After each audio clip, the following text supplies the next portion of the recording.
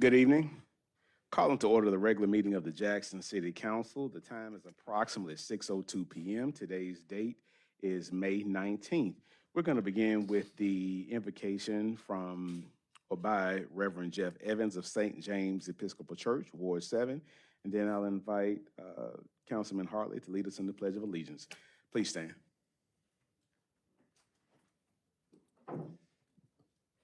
Council President, distinguished members of council and guests, thank you for the privilege of beginning this meeting in prayer. Let us pray.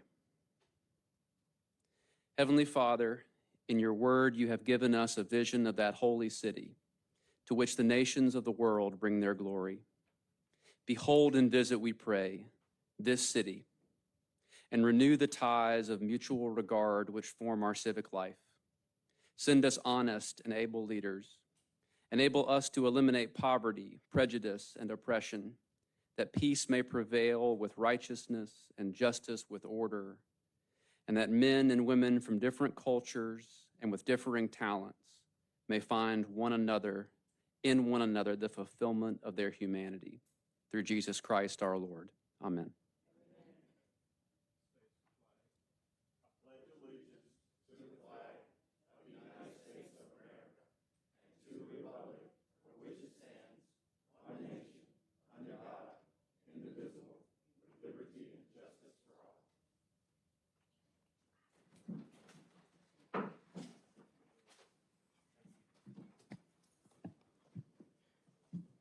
Thank you, Reverend Evans, for that prayer. Colleagues, are there any opening statements? Councilman Parkinson. Thank you, Mr. President. I'll just ask that we open this meeting by keeping Harrison, Noah, Anderson, Fenn, and Miles in our prayers, the young men who were involved in a pretty severe car accident recently. After the public hearing.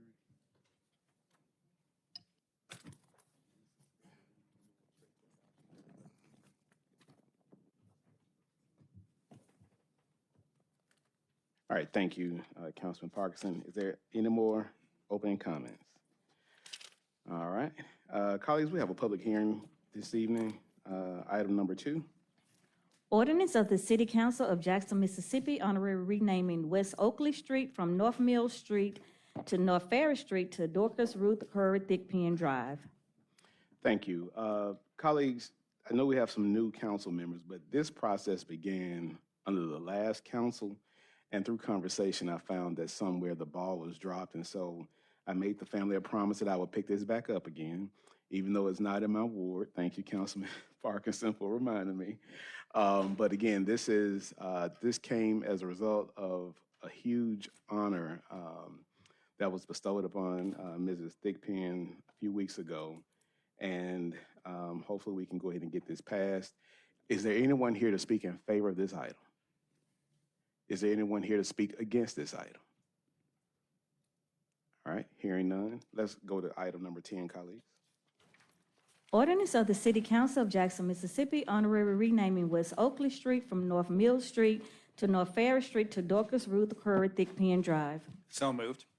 Second. All right, it's been moved and properly second. Any questions or comments about this item? Hearing none, all in favor? 6-0, thank you.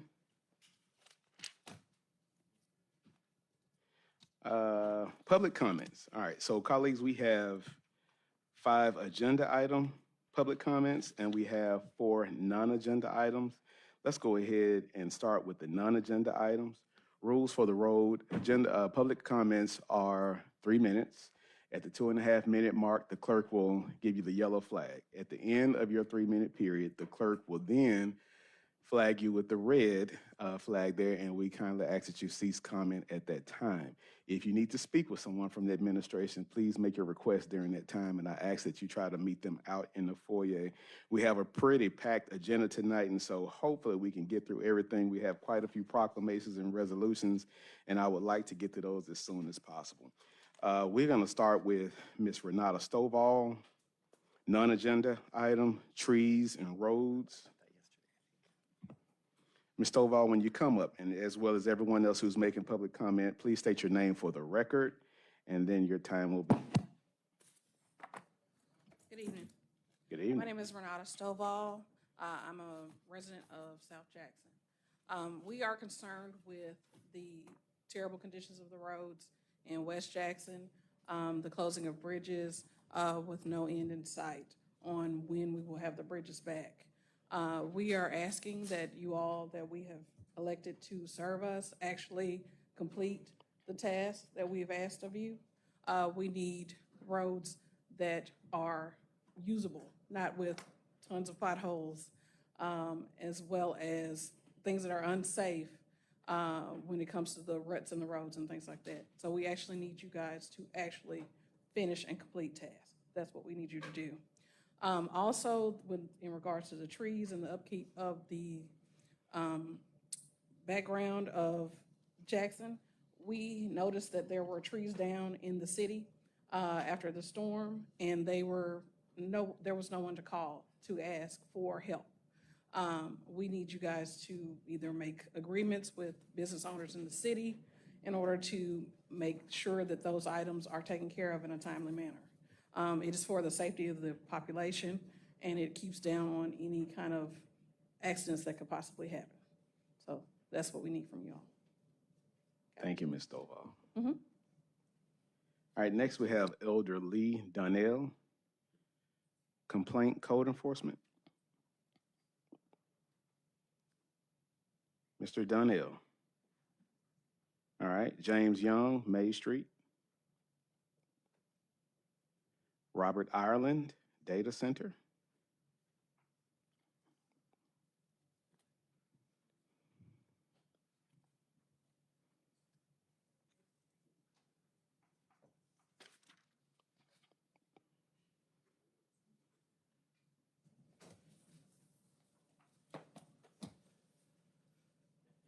Council President Griselle, members of the council, my name is Robert Ireland. I'm a lawyer at Watkins Neger in downtown Jackson. I'm working on behalf of a client that wants to bring a data center project to Jackson that meets all of the city's concerns.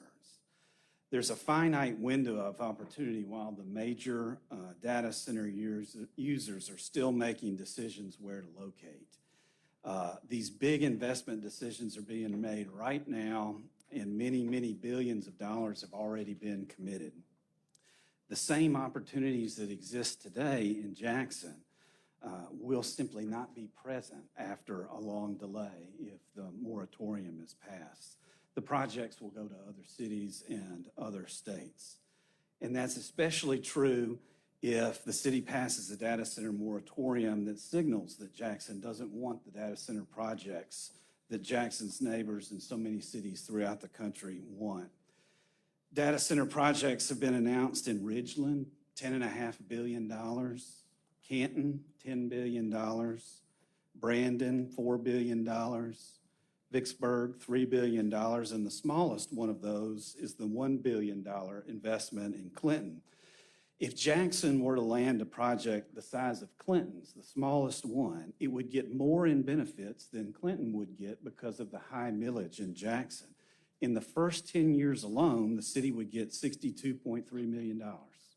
The school district would get $85.3 million. The county would get $25.6 million. That's just in the first 10 years. And there are opportunities for Jackson to land projects that are bigger than Clinton's, that will still meet all of the city's concerns. The data center moratorium addresses water and the potential burdens that will be placed on the water system. The industry has moved to closed-loop cooling systems that reuse water and require a fraction of the water as older facilities. Electricity. There are on-site new power generation options with energy that do not take electricity from residents and small businesses and do not affect their rates. And I'm not talking about the unpermitted mobile diesel generators that were used as primary power at Elon Musk's huge 1.2 gigawatt South Haven plant. The data center has adapted to meet these challenges. Just since the moratorium ordinance was introduced, Ridgeland has passed several pages of data center standards. Clinton is considering data center standards.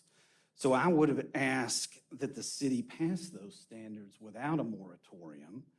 The city's got time. No one's about to put a shovel in the ground to start one of these projects. And I would ask the council to vote against it. Thank you, so they Mr. can Thank Participate you. in the economic benefits that Thank you, Jackson Mr. offers. Ireland. Thank you. Next, we have agenda items, J. Mallard.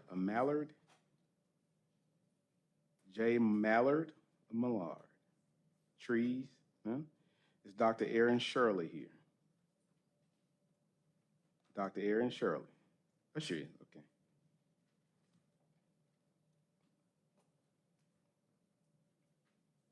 And she's speaking on data center moratorium. Yes. Good evening, everyone. Good evening. My name is Erin Shirley Ori.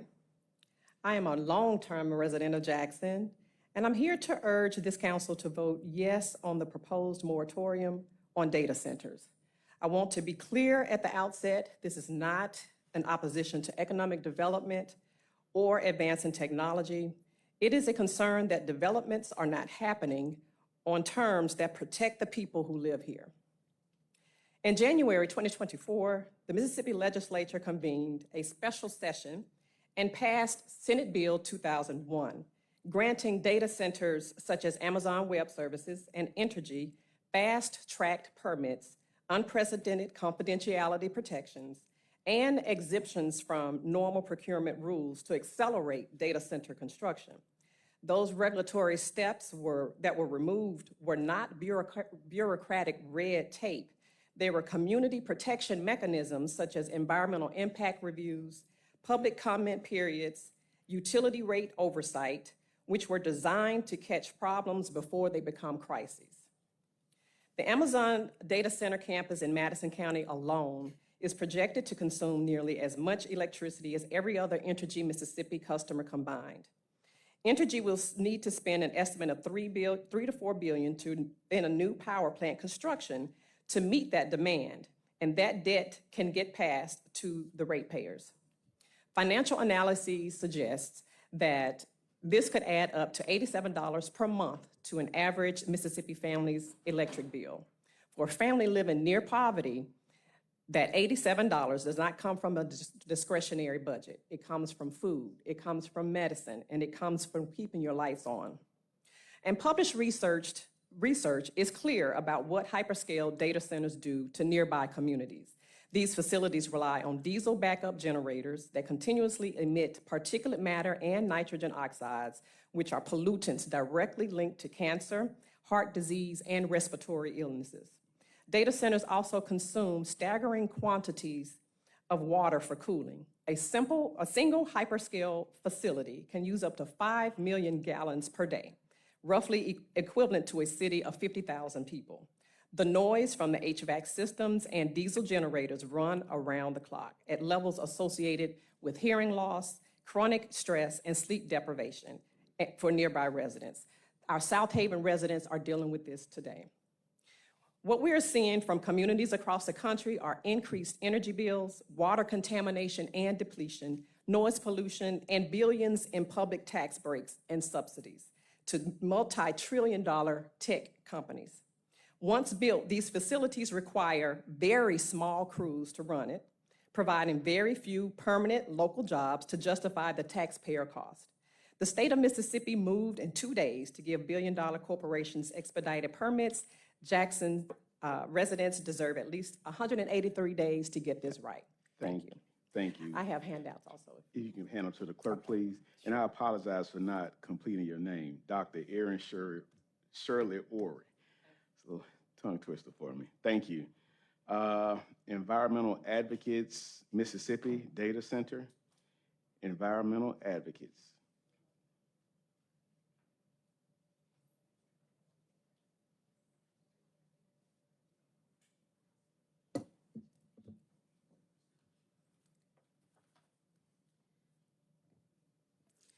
Good evening, Mayor Horn, Council President Grizel, and to the panel before us today.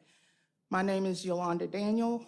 I am a native of Jackson, Mississippi, corporate finance executive, global finance executive, and I have worked with data centers over my 30-year career in corporate finance.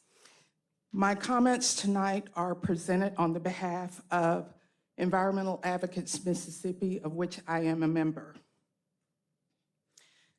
Thank you for the opportunity to speak tonight.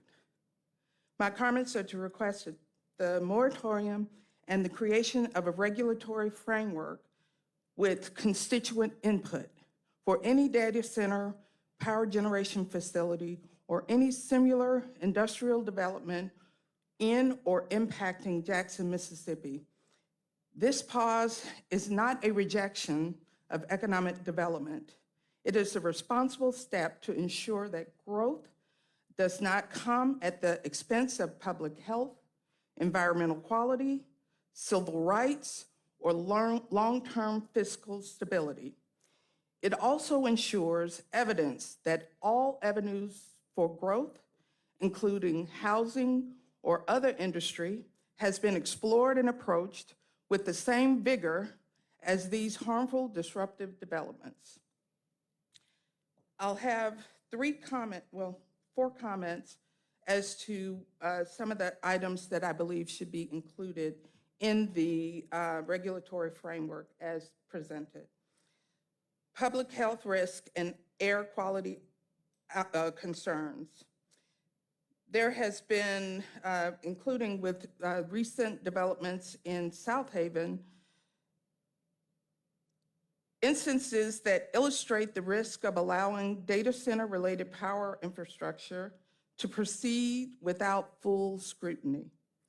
The NAACP reports that XAI's subsidiary installed and operated 2B41 turbines. These turbines generate several pollutants, of which is nitric oxide, fine particulate matter, carbon monoxide, and formaldehyde. As example, on a yearly basis, a data center would emit nitrous oxide equivalent to 85,000 passenger cars or 36,000 diesel trucks or 25,000 gasoline cars, or formaldehyde released by burning 9,500 tons of treated wood, all which are disruptive to the health and well-being of nearby residents. Medicare, in its research, No Safe Level, which was led by a scientist at the Harvard School of Public Health. Ms. Daniel? Yes, I'm at my minute? Yes. Okay, I'm sorry. I It's appreciate- bad.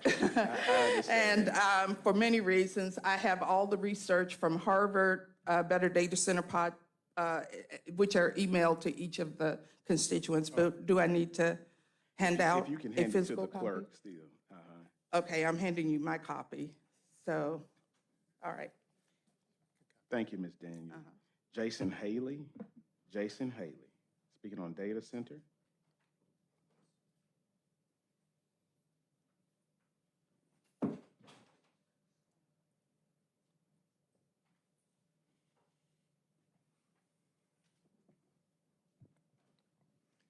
Hello, my name is Jason Haley. I live in South Haven, Mississippi. I've drove here for the MDEQ permit hearing to have the permanent turbines approved, and I'm driving back today. Just to let y'all know, I live a half-mile away from the power plant for the data center. The noise has been excruciating torture since August. I have no relief from it. Talked with our mayors, talked with everyone about it. It's just all economic benefits is all I want to hear. You know, we were told the same as a lot of people were, this is going to be different under my watch. Every city, every mayor, everybody thinks, hey, this is going to be different. They're not going to do it the same. We're going to protect y'all. That's not what happens. Once y'all sign it and let these data centers come in, they're going to do whatever they want. They're going to skirt every law, use every loophole they can possibly do. We have close to 60 turbines on site now. They were only approved for 42 permanent. They're currently running them all the time. From my backyard, from inside my house, I hear this. I have no relief from it. I'm just here to warn y'all that y'all let this happen, and this could be what it sounds like anytime you're outside. That's mild compared to what it can get. I hear it inside my house. Walls vibrate, losing sleep over it. I wish I don't even have enough words to explain how this has made us feel in South Haven, Mississippi. And our mayor has ignored us, saying, hey, economic benefits. We all know this does not bring many jobs. Once it's said and done, after construction's over with, 20 people maybe will have permanent jobs there. This doesn't really benefit the city, like everyone says. And even the lawyers speaking out, they're going to tell you what all the financials of it, how great this is. They don't tell you the impacts of it, what this does to the citizens that live near this. I fully support a moratorium. We had no public input, no insight on what was happening to us. The announcement was made August 1st, and noise was there within 2 weeks later. All right, and it's continued every day since. So there's a lot of other concerns, with air pollution and stuff, and people say, hey, we've done our research, we've done our studies, it's not going to use your water, it's not going to pollute the air. The same people told us the noise will have no adverse effects on us. I promise it does. So do I believe their consultants and the people they're paying very well to tell everyone, hey, this is great, this is going to be clean, this is nothing like what happened everywhere else? Look around. Look at other cities, other states that have been through this, what they're currently going through, and the pushback. They're saying, oh, this is great economic benefit. Money's not everything, all right? There's me and many people that live in my neighborhood. Some have left because of physical illness because of this noise. We talk about air pollution, the impacts, the health impacts of that. Noise has also impacts on health. I guarantee it. I feel it. Thank you, Mr. Haley. Shannon Samsa, Data Center.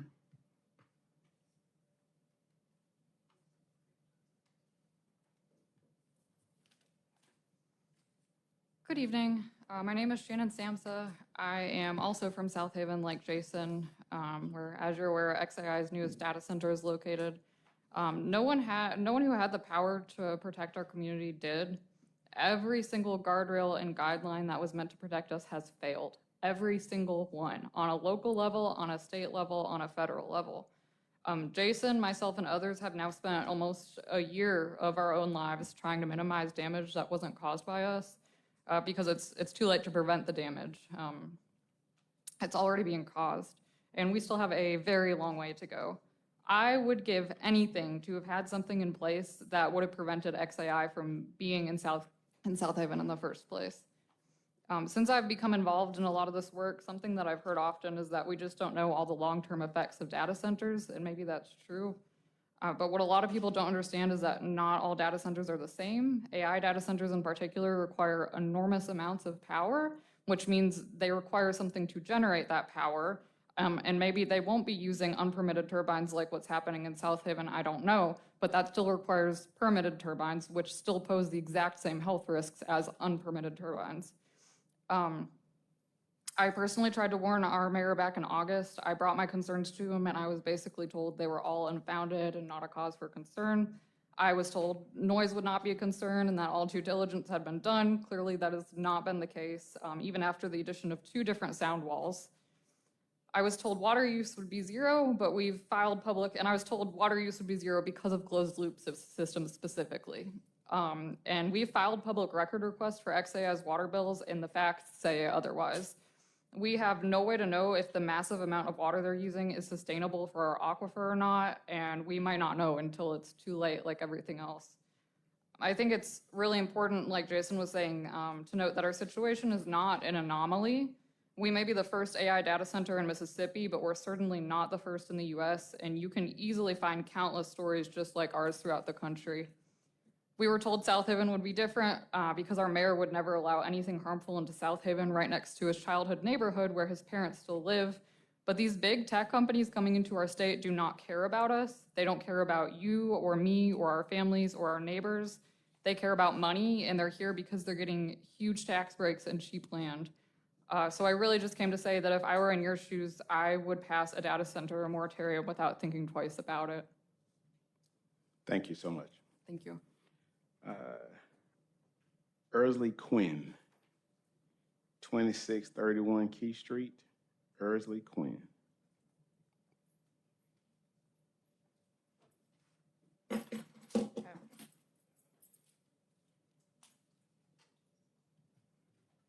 Um, I have notes. Good evening, everyone. Good How are evening. you all doing? I am here State your name for the to. record, please. Oh, can you hear me? Okay. No, state your name for the record. Oh, my name is Ursula Quinn. I am here to speak on behalf of the situation at 2631 Key Street. Okay. I have been a resident of South Jackson for my entire life. I grew up there.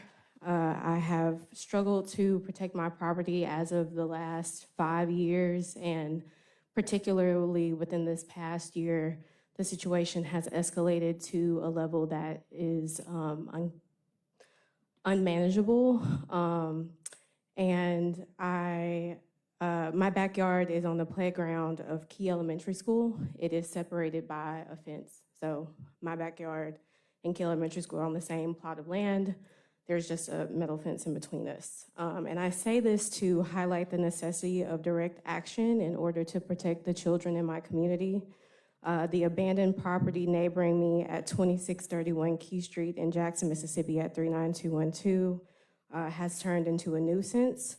And I alerted community improvement that the situation was escalating last year. And since then, the home has become a haven of traffic, illegal activity, and even excessively during the time that the children were at recess. There were several people who took up residence at the home and people who would emerge seemingly under the influence of drugs. There was an incident where a woman came out of the house completely nude. There was another incident where the woman came out of the house with her arm cut up, and several people who were looking for people by name. My property has incurred damage as a result of this. There were several incidents where I was threatening, and the situation escalated to the point where wiring was cut off the home. There was burning happening inside of this property. And there were break-ins, broken windows from people who took up residence at this space looking for people who were frequently inhabiting this space. It got to the point where I didn't want to walk around the side of the house because there would be so many people coming to that residence at 2631. And I was able to get in contact with Officer Corporal Mance and Captain Thompson, Thompson, that was over the precinct. But however, I do want to bring up this to highlight an issue in Jackson about how these out-of-state investors are coming in, and their the process for the courts lags behind what the escalation of this. So I am coming to you all to vote to take action on that property. I have been in contact with no less than 10 officers prior to getting in contact with Corporal Manson, Captain Thompson, and also the Chief of Police, who has been working with me and supporting me on this issue. So I would like support from you all as well. Thank you. Thank you. Thank you so much. All right, colleagues, consent agenda. All matters listed under the consent agenda are considered to be routine by the City Council and will be enacted by one motion in the form listed below. There will be no separate discussion of these items. If discussion is desired, that item will be removed from the consent agenda and considered separately. So moved. All right, it's been moved and properly second. Any questions or comments about consent? Okay, hearing none, all in favor? All right, 6-0, thank you. Item 11, adoption of an ordinance. Ordinance of the Jackson City Council establishing a temporary moratorium and regulatory framework on the development and expansion of data centers within the city of Jackson. Second. All right, it's been moved and properly second. Colleagues, as mentioned yesterday and as we've heard tonight, I think we're taking the right step to put this moratorium in place to give us time to figure this out. I understand the arguments that this may send the message that Jackson is not open for business. That is far from true. But I think as elected officials, it's important to put the lives of our citizens in the front of money. We know that all money is not good money. And again, I'm very interested in said projects, but it's got to be done right and it's got to be done in the right places. Any comments or anything from council colleagues? Mr. Foote? Thank you, Mr. President, and thanks for all the people who came and talked to us today about and shared their opinions on the issue of data centers. When this first issue came up, not long after it was first came on board, our city attorney, Mr. Martin, wrote a privileged and confidential legal memorandum, and I'd like to quote a few sentences from that. It's an extensive thing that he goes into regarding this particular situation, and he makes the point this is a zoning ordinance, but it says the city can pass zoning ordinances must follow Mississippi Code 17-1-1. Mississippi Code authorizes the city to create zones to regulate and restrict the erection, construction, reconstruction, alteration, repair, or use of buildings, structures, or land. In order to do so, the city must adopt a comprehensive plan, create land use zones, adopt and announce procedures for establishing and changing zoning ordinances, and to hold a public hearing with at least 15 days published notice before adopting a zoning ordinance. And then the next paragraph, or just sentence, is failure to follow these rules would invalidate the ordinance. So my point is that we haven't had the hearing. We didn't give 15 days published notice. So according to what the advice we got back on the 4th of May from Mr. Martin, said this would invalidate the ordinance, the fact that we hadn't followed the rules set up by the state. Thank you. Thank you. Mr. Foote, respectfully, this moratorium does not put in place any zoning matters. It does not entertain, even when the city attorney produced his memorandum, he was unclear about some things. And even yesterday, there were some amendments that were made during work session. But this moratorium does not take up any zoning matters whatsoever. All it does is say that we will not accept any applications or issue any permits or make any zoning decisions, well, until we have a framework in place. Our neighbors already have developments that are happening, and they're coming back after the fact to put these frameworks in place. And I think that with all of our infrastructural issues, it would be very hazardous for this council to not vote on this moratorium to make sure that we've had enough time to put those frameworks in place. I don't think 6 months is too long. And as we've heard tonight, we know that some developers rush in and try to get these things passed ahead of time. And you know, again, like I said yesterday, they're not trying to put them in your neighborhood. They're not trying to put them at the country club.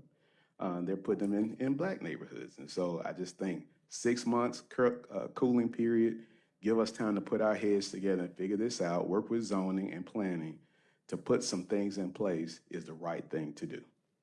City Attorney. Sandra Moncure, Office of the City Attorney. I spoke with Drew Moore prior to this meeting.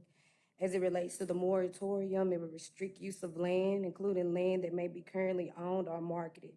In other words, measures restricts the use of private property. That makes this a zoning ordinance or impacts our zoning ordinance. And to that extent, passing it without appropriate notice requirements is potentially a due process violation. There's also a Supreme Court case that cites this material. Board of Supervisors of Harrison County versus Waste Management of Mississippi, cases 759, Southern 2D 397. That's a 2000 case. And so I just want to clarify that for the record. Thank you. Ms. Clay. I think 6 months is not a long time. I think the attorney has done a great job of giving us a memo, but at the same time, I think the council needs to go ahead and act on it, and in between, do the notice for 15 days or whatever we have to, so that it won't be illegal if it is illegal. Mr. Hartley. Yes, Attorney. Okay, we're stating that that is against the law, basically, to move forward like this. Just playing devil's advocate, not taking a side here. Why, So does that mean that other municipalities as well has broken the law? I can't speak for other municipalities. I don't have Okay. that fact pattern in front of me, Okay, but I can okay. speak on these I'm just, again, I'm just looking at another side. The other question is to the administration. How long would it take for us to get zoning ordinance, make proper research, coordination with MDEQ to make sure all our Ts are crossed, Is are dotted? How long does that normally take? Or do you have any idea? Peter Taylorson, Chief Administrative Officer. If this council wanted a zoning ordinance with parameters that set out what this council would be comfortable with or not comfortable with respect to zoning and data centers, you could have a product from the planning and legal departments and administration within 30 days. And it would not have to be, there won't be an MDEQ clearance necessary, but you as a council can decide, for example, whether you want a closed loop system, what you would allow and put those in there. I would, I mean, with my background with MDEQ, I would probably prefer that they chime in on this.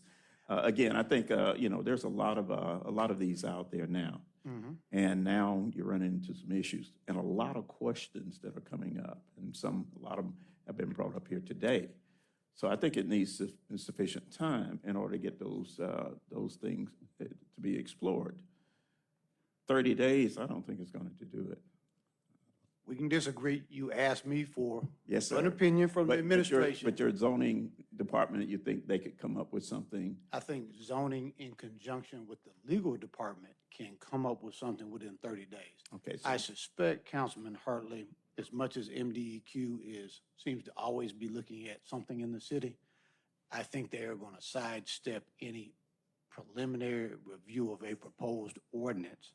And I will also say that the city needs an ordinance regardless of what you do tonight. And I think that's the biggest concern. You hear it from the citizens. There has to be some ordinance. And when we see what has happened in South Haven, Ridgeland, and Clinton, those are the ones I'm most familiar with. There were businesses that took advantage of no ordinance whatsoever. And there were elected officials who, unlike this body, failed to give appropriate deliberation to what was there.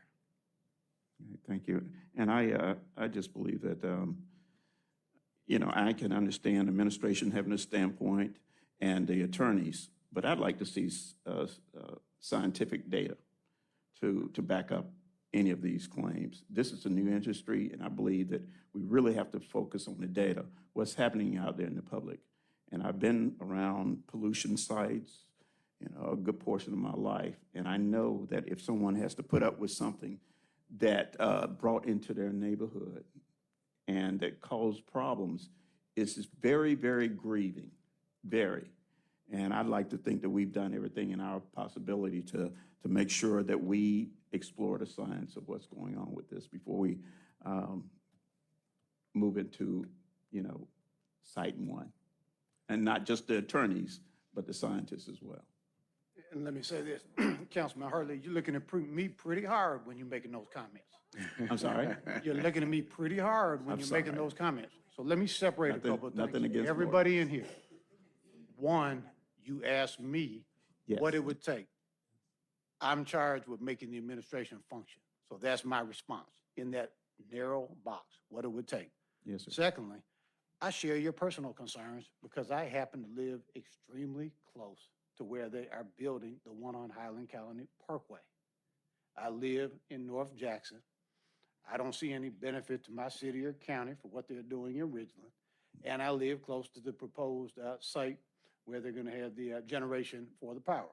So I share those concerns as well. And I think I'm like many people in this room. I'm trying to figure out how do we balance economic development in the city of Jackson with what is occurring in my backyard that I had no say about because it just happens to be on the other side of County Line Road. So you have to make decisions as governing authorities, all 8 of you.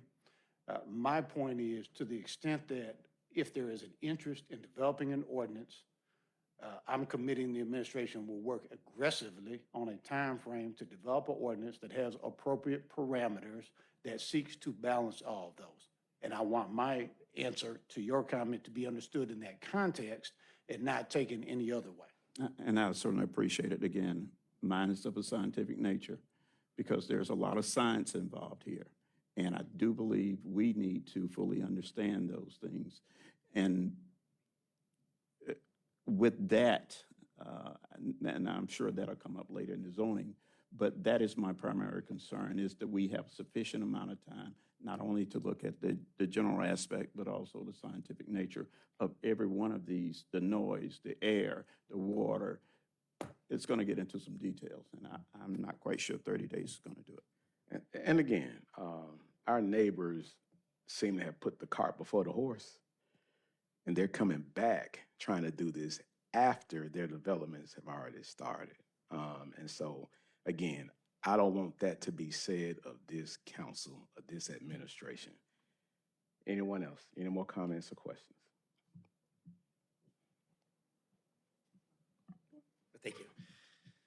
Yeah, this is a very difficult topic to grapple with for all the reasons that we've heard. I mean, I think the South Haven example is probably the worst data center in the entire country. And they really jumped the gun on that. And so I appreciate your efforts, President Griselle, to make sure that we're not doing that. And so I appreciate those efforts. I also know this is an opportunity. Data centers can be an opportunity for us. I think there are some projects that no matter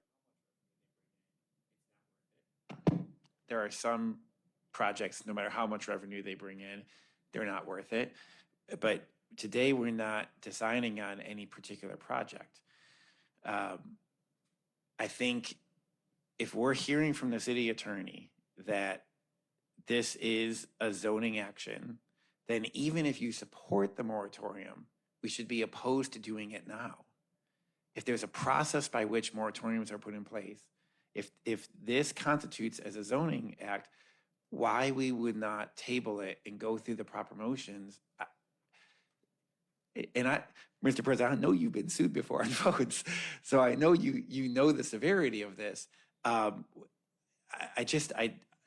struggling to understand why we wouldn't go through the proper procedures. I know in your mind it's not a zoning matter, but we're hearing from the legal experts on our team that it is a zoning matter, and zoning matters can be done, but they have to follow a certain procedure. And we're not following the procedure. We said we would. We said at the very last meeting that we would have a hearing. We have not done that. I get that, but that when we said we would have a hearing, that was basically a zoning hearing. When we put those frameworks in place, not to say, hey, you know, we need this cooling period to kind of figure things out. And I want to be very clear, I'm not anti-business, but I am pro-right business. And we need to figure out, because these things aren't coming to your neighborhood, Mr. Parkinson. They're not coming to Mr. Foote's neighborhood, all right? They're looking at my neighborhood, my ward. They're looking at Tina Clay's ward. They're looking at parts of South Jackson. And so again, this is a cooling period. If somebody's going to sue us. And I do represent parts of South Jackson. I get that. But if somebody's going to sue us, I've been sued a lot. But we could probably have this worked out before it even gets to that point. But if we vote on it today, we're in violation. Okay. Turn your mic on, Ms. Clay. This really isn't a zoning matter. This is a policy matter. So we can make a policy. We're not trying to make a zoning action. We're making a policy. There's a difference. Making a policy is not against the law at all. We're not saying we're going to do what is zoning. We can do the zoning 30 days from now, but we can create a policy tonight. Yes, sir. We could, but on what guidance are you declaring it not a zoning issue? It's a policy, not a zoning. It is not doing anything with zoning a particular piece of property. That would be a zoning hearing. We're only making a policy to say no for 6 months, no data centers to action taken. Zoning matters extend long before 30 days or even 60 days. Zoning matters are potentially forever. And so, you know, this is just not something that I think we need to just be open to right now until we can figure things out. Now Mr. we President. can, yes, sir, Mr. Foote. We've been told by the city legal team that the way it's written, it is a zoning ordinance. So if you want to make it into just a policy, I think you need to make amendments to the document we're voting on in order to make it a policy. Because we've already been told by the legal team that it is a zoning ordinance. So I wouldn't recommend you make some policy adjustments to it and see if you can amend it right here, or maybe delay it till later in the meeting or something. And legal's position has changed a few times, so I don't know what's what. So can I motion to table this item until we get clarity? Because me personally, I'm strictly by the law, and I'm gonna do what the law says to do. So I motion to move this, to table this, until we can get clarification about this item. Second. It's been moved and properly second to table. All in favor of tabling? Opposed? 4-2? All right, thank you. The public sees who did it. We're gonna move on to claims. Order approving claims appearing at pages 3, 4, 9, 2 inclusive thereon on municipal docket of claims in the amount of $4,228,561.72 for and making appropriation for the payment thereof. So moved. Second. I was about to say, y'all, we gotta pay the bills. Madam CFO, Ms. Caldwell, please give us the large claims. Shanikia Jordan, Clerk of Council. We have an amendment. Would you like to do that first? Then Yes, Marvin? that's Okay. fine. Jillian Caldwell, CFO. We need to amend the claims docket as it is to add two invoices. Invoice CJ 1018, the amount is $57,200 to All Around Enterprises LLC to replace the roof at Fire Station 17, and to add invoice CJ 1019, which is $55,000 to All Around Enterprises LLC for repairs at Fire Station 11. The total of these invoices is $112,200. So moved. Second. All right, so moved and properly second. Any questions or comments about this amendment? Hearing none, all in favor? All right, we now have claims on the floor as amended. Large claims, Mrs. Caldwell. The four largest claims are as follows. Richards Disposal, Inc. of Jackson, the amount is $870,573 for the payment of the March 2026 monthly service fee from Fund 9 Landfill Sanitation Fund. The second largest claim is to Entergy. The amount is $404,727.20 for the payment of street lights April 2026 from Fund 1 General Fund. The third largest claim is to Tom and Laura Lynn Fortner. The amount is $400,000 for the settlement of Fortner versus City of Jackson from Fund 18 State Tort Claims Fund. And the fourth largest claim is to MV Contract Transportation, Inc. The amount is $274,836.86 for the payment of the April 2026 fixed route service from Fund 187 Transportation Fund. All right, any questions or comments about claims? Hearing none, all in favor? 6-0, thank you. Payroll? Order approving gross payroll, including payroll deduction claims number 341792, and making appropriation for the payment thereof. So moved. Second. All right, so moved and properly second. Questions or comments about payroll? Hearing none, all in favor? All right, item 14. Resolution declaring the official intent of the City of Jackson, Mississippi to reimburse itself from the proceeds of the master lease purchase agreement for the purchase of 3 Gator mowers, 3 dump trailers, 3 Kubota rough terrain vehicles, 3 zero-turn mowers, and 7 Dodge Ram trucks for the Public Works Department and 1 Dodge Durango for the Jackson Police Department. So moved. Second. It's been moved and properly second. Questions or comments about this item? Mr. Hartley? Yeah, just appreciation, much appreciation goes out to Public Works and Mr. Anderson and Mr. Cardwell. This is blight control. This is blight equipment, and once we get everything in, we'll have our teams ready to hit the streets. All right, thank you. Any more questions or comments about 14? Hearing none, all in favor? 6-0, thank you. 15. Order ratifying and establishing the hourly rate of compensation for scorekeepers and sports officials in the Department of Human and Cultural Services. So moved. Second. It's been moved and properly second. Any questions or comments by item 15? Hearing none, all in favor? Okay, 501. All right, item 16. Order requesting ratification of payment to Craig Wickerson, Inc. for repair work at Palm Bridges Park.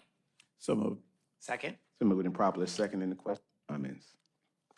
Hearing none, all in favor? Opposed? 17. Order authorizing the contribution of grant funds to various organizations to implement strategies that reduce gun-related violence in the community and provide community-centered services in Jackson, and authorizing the mayor to execute a memorandum of understanding with entities receiving funds. So moved. Second. It's been moved and properly second. We heard a lot from Chief Brackney yesterday. Are there any more questions or comments about this item? Hearing none, all in favor? This one's Keisha. That is not her. Pardon? This one's Keisha Coleman. I understand that, but Chief Brackney spoke on this yesterday. It's still public safety, and she spoke on this yesterday, did you? I don't remember. Yeah, you did. She did. You did. Because Ms. Coleman was in the lobby, and you spoke on several of these things, and you even mentioned violence interruption and some other. All right. Any questions or comments? Hearing none, all in favor? 6-0, thank you. 18. Order authorizing the mayor to terminate the data scientist agreement with Lacey Lofton Consultant LLC. So moved. That's moved and properly second. Again, Chief Brackney spoke on this yesterday. Any more questions or comments? Hearing none, all in favor? Abstain. It's 501. All right, thank you. 19. Order ratifying the submission of a grant application to the Bureau of Justice Assistant Fiscal Year 2025 Matthew Shepard and James Byrd Jr. Hate Crimes Program, requesting an award of $300,000, and if awarded, authorizing the mayor to accept the grant and to execute the agreement and all related documents. So moved. Second. Has been moved and properly second. Any more questions or comments? Hearing none, all in favor? 6-0, thank you. 20. Order ratifying and authorizing the submission of a grant application to the Bureau of Justice Assistant for the Bureau of Justice Assistant, the BJA FY 2025 Local Law Enforcement Crime Gun Intelligence Center Integration Initiative Grant, requesting an award of $300,000, and if awarded, authorizing the mayor to accept the grant and to execute the grant agreement and related grant documents. So moved. Second. Has been moved and properly second. Questions or comments by item 20? Hearing none, all in favor? Thank you. 21. Order ratifying the submission of a grant application for the Mississippi Office of Homeland Security Competitive Funding Opportunity for the FY 2026 Homeland Security Grant Program in the amount of $125,680.85, and if awarded, authorizing the mayor to accept the grant and to execute the agreement and all related documents. So moved. Second. It's been moved and properly second. Any questions or comments? Hearing none, all in favor? Opposed? Abstention? How you vote, Ms. Clay? Okay, you got 6-0. Thank you. 22. Order ratifying the submission of a grant application for the FY 2025 Edward Byrne Memorial Justice Assistant Grant, JAG, requesting an award of $223,638 to the U.S. Department of Justice, Office of Justice Programs, and Bureau of Justice Assistant, and if awarded, authorizing the mayor to accept the grant and to execute the agreement and related documents. So moved. Second. All right, it's been moved and properly second. Questions or comments by item 22? Yeah, Mr. just Hartley? one comment, and Sure. that is much thanks go out to Chief Brackney and her staff for aggressively going after these grants, and hopefully we can have more coming down the pike. Win, win, win. All right, any more questions or comments? All in favor? 6-0. Making good progress here. 23. Order authorizing the payment of invoice number 298396 in the amount of $100 to the Mississippi Board of Pharmacy for the renewal of the Jackson Police Department Crime Laboratories registration to handle controlled substances for the period January 1, 2026 through December 31st, 2026. So moved. Second. It's been moved and properly second. Questions or comments about 23? Hearing none, all in favor? 6-0. 24? Order approving payment of invoice for services received by the Jackson Police Department from Live Oak Psychological Associates. So moved. Second. All right, it's moved and properly second. Any questions or comments? Hearing none, all in favor? Thank you. 25. Order ratifying invoice number 246866 dated October 10, 2024 from the Admiral Fire and Safety, Inc. and approving payment in the amount of $372.70 for one case of Save Red 52 CFT10 MK3 1.05 ounce pepper spray for the Jackson Police Department. So moved. Second. All right, it's been moved and properly second. Questions or comments? Hearing none, all in favor? 6-0, thank you. 26. Order authorizing mayor to execute an agreement for the professional engineering services with EJES Inc. for the streets resurfacing project Phase 2. So moved. Second. It's been moved and properly second. Questions or comments? Mr. Parkinson? Thank you. Thanks, I appreciate this, and I'm excited to get these streets repaved, but I still had a few questions that I think were left unanswered from yesterday's work session. And so my understanding is this indicates that the funding source is the special sales tax fund, but they have not, the special sales tax fund has not authorized this yet. Is that correct? Lorenzo Anderson, Public Works Director, that's correct, sir. We did inform them of the projects because they actually selected all of these streets. We didn't agree on the amount of the total contract. They did say that they will allocate some funding, but they'll, at the next commission meeting, decide how much they're going to allocate just for engineering. And the engineering is what we're being asked to consider today. Is that correct? Yes, sir. Mr. Foote? I'm concerned about this because it's my understanding that they voted against the particular firm here, EJES, for this, correct? No, sir. They just tabled the allocation. They never came. The commission doesn't select the engineer. They just do the funding. So they allocated around $11 million to do these streets, 338 streets. It's up to the council, the city and the council, to decide on the engineer. So in negotiating with the engineer, it's 1.7 million. We did, if they wasn't comfortable with that at the last meeting, we said if you can go up to 700,000 for the design, which has to be designed by an engineer, we can move forward because we want to start paving. We have to give them enough time to design and go out for bid so we can start paving this summer. Well, I don't remember ever in my 10-plus years on the council an item coming where we were paying for the engineering and it was 1 cent sales tax commission project. I don't ever remember that. I'm not proposing that we pay for it, the design. I'm saying, can we start the process of, because if we have to wait a whole month, I understand that the commission, they're going to approve some funding for design, right? So if we have to wait a month, it's going to delay the whole project. If the council approves, go ahead with the design of the starter design, then we can either hold off the payment for the engineer. I don't think we'll go up to at least $50,000 or $100,000 in a month, but I'd like for us to start. So what are we? How much are we?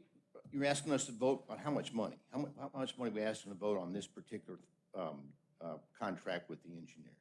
EJES. 1.7 million. 1.7 million. Yes, sir. See, I don't remember ever paying that kind of money for a 1 cent sales tax for the design work.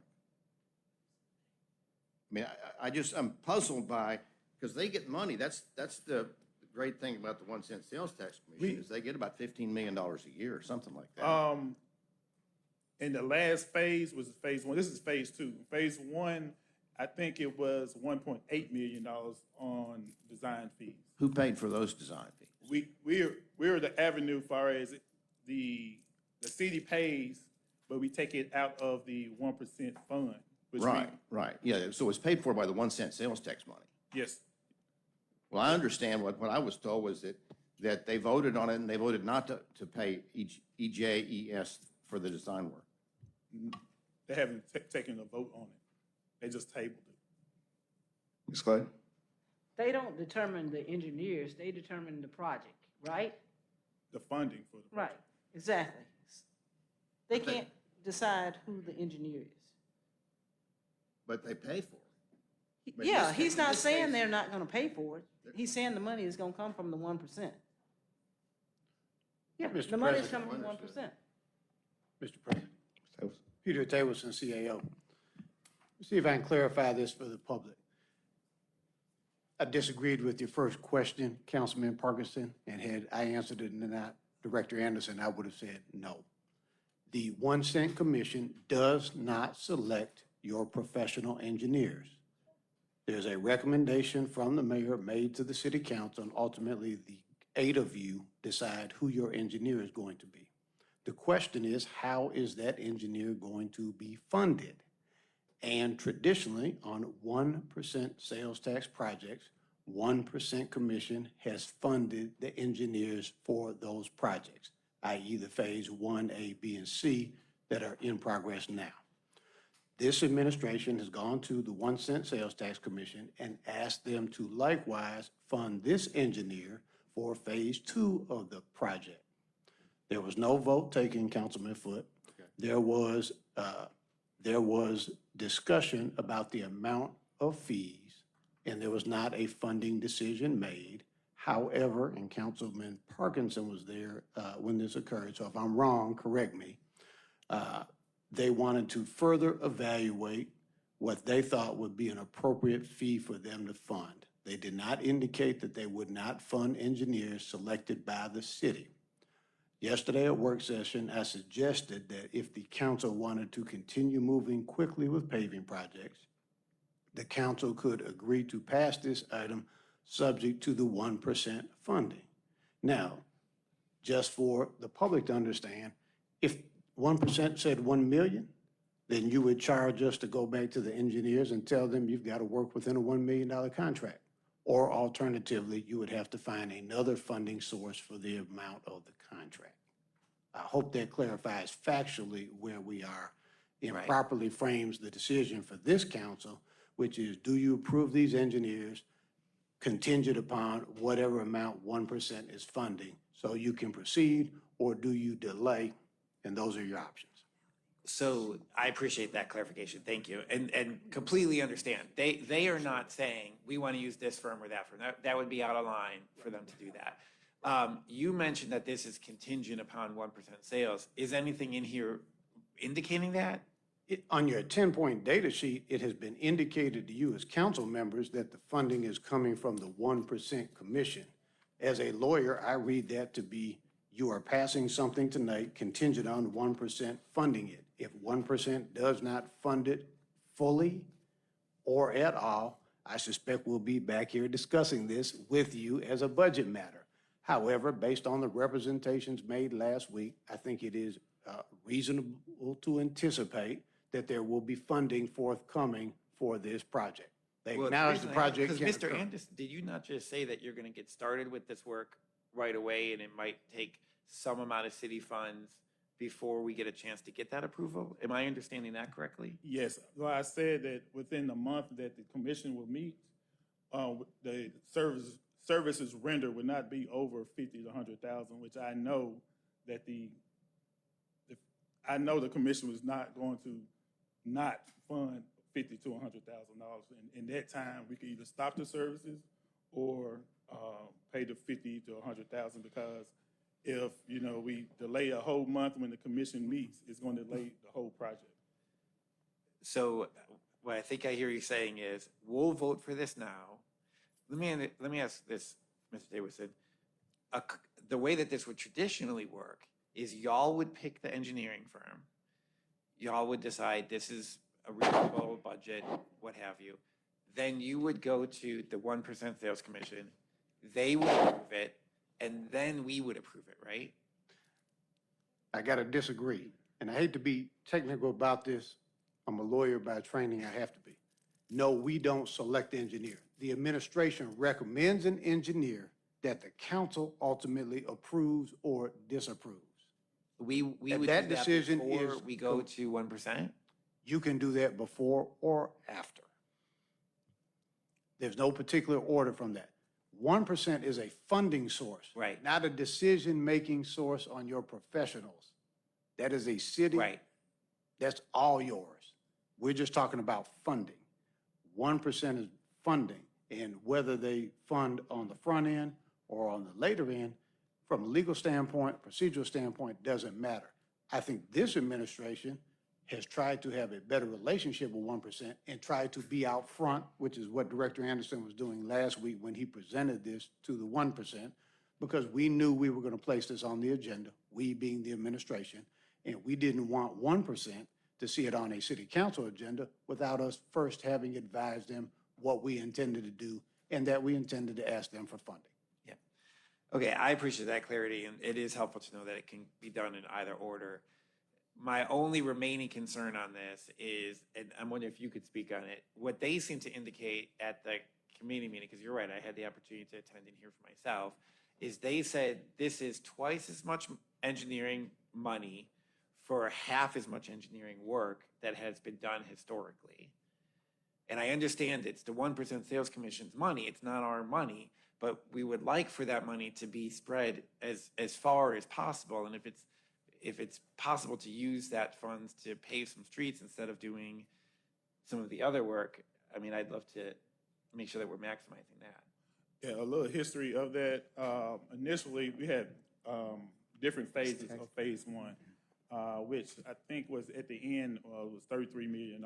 But it initially started at $5 million, and their fee was $300,000, which is 7% of design.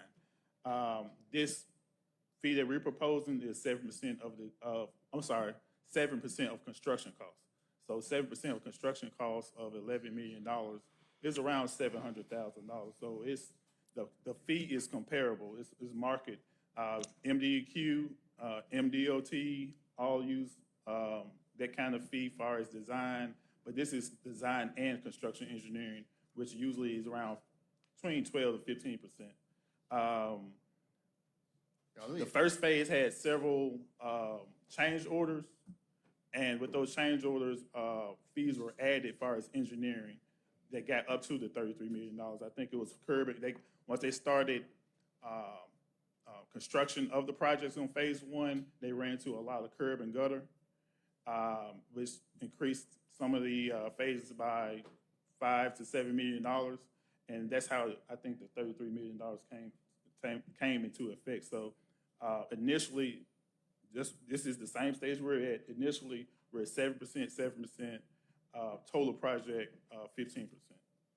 Well, Mr. Anderson, this says the cost is $1,702,000, not $700,000. Right, that was the alternative. As far as 700,000 was 7%. If we proposed that to the commission, that if you don't feel comfortable with the $1.7 million, you have two parts. You have design. So what are we voting on? How much dollar amount are we voting on? $1.7 million or 1.7, which is 15% of around $11 million. But you were just saying it was 700,000. That's the design phase. We have different phases within the contract. You can see, there's a page on there. Let me see. It's under Exhibit B. It says $698,000. That's the base fee. It's on page. A lot of pages here.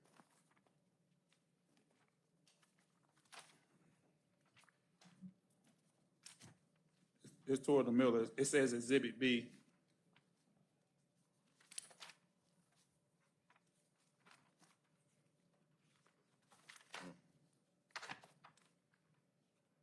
So you have design and you have construction engineering. Construction engineering doesn't start until construction starts. So you can have a design phase and you never go into bids, or the council doesn't accept the bids, or you don't go into construction. That fee doesn't even start until you start construction. That's with inspection and material testing and things like that. Let me add one thing that may help as well. And Councilman Parkinson heard me say this to the 1% Commission last week. I think the assumption is that if this is a $1.7 million contract, the city is going to pay $1.7 million. This is a not to exceed amount, and quite frankly, as we've talked about with many of our vendors and professionals, we need to make sure we manage these relationships so they're not always looking at the total amount number, but realize it's a not to exceed number.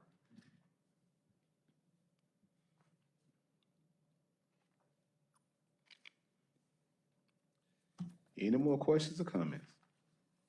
I'm going to go ahead and call for the vote. All in favor of this item? Opposed? 5-1. All right, thank you.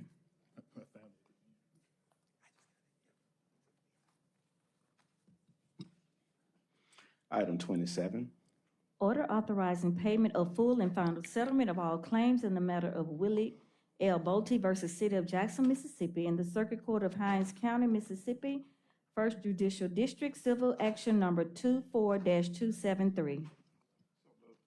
Second. It's been moved and properly second. Questions or comments about item 27? Hearing none, all in favor? 5. Oh, okay. I didn't know she left. All right, 5-0. Item 28.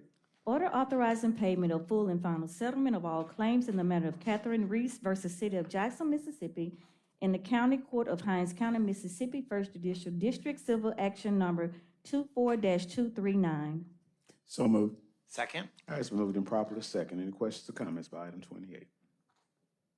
Hearing none, all in favor? 5-0, thank you. 29.